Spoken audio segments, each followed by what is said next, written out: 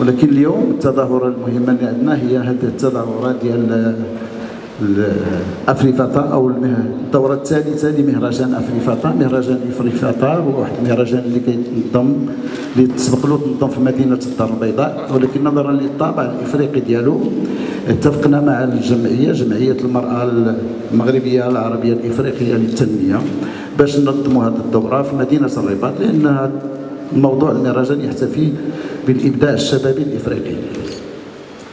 طبعا ما غاديش نتكلم بزاف على المهرجان، غادي نخلي السيده رئيسه الجمعيه مدام زينب القاديلي هي اللي غادي تتكلم على التفاصيل ديالو، وساكون سعيد يعني بتقديم اي توضيحات اللي كتعلق بصفه عامه بالتظاهره ديال الرباط عصابنا الثقافه الافريقيه.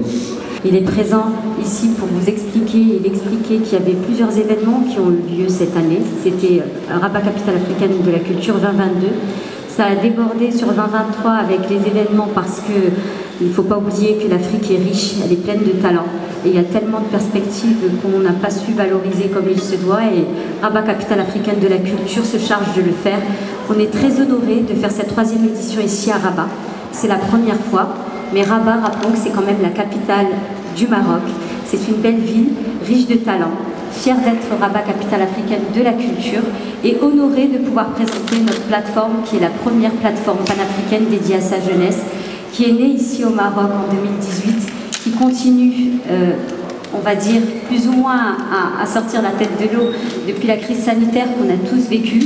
On a tous subi une perspective qui était compliquée, mais on revient, on essaie de revenir en force, on essaie de revaloriser la culture et de se dire qu'en Afrique on est fort, on est unis et on peut faire des choses ensemble.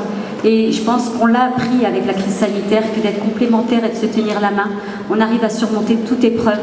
Et c'est ce que j'essaye de transmettre comme valeur dans Afrifata. Et Afrifata, c'est un festival dédié à sa jeunesse, mais pas seulement, dédié à la créativité.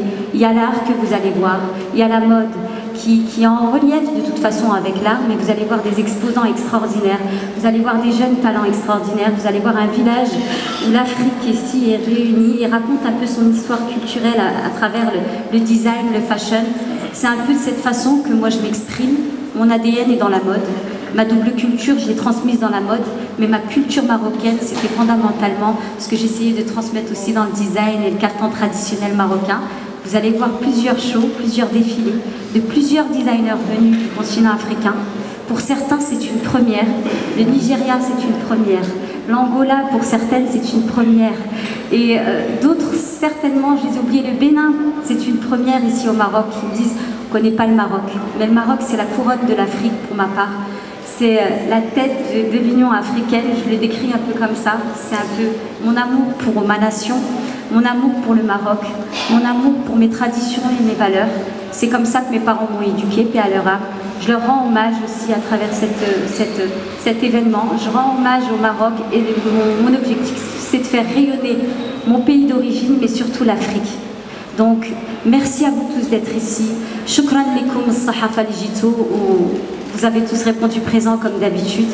وقبل ما تخرجوا ما تنساوش تابوناو في لاشين جورنال 24 وفعلوا الجرس باش يوصلكم كل جديد.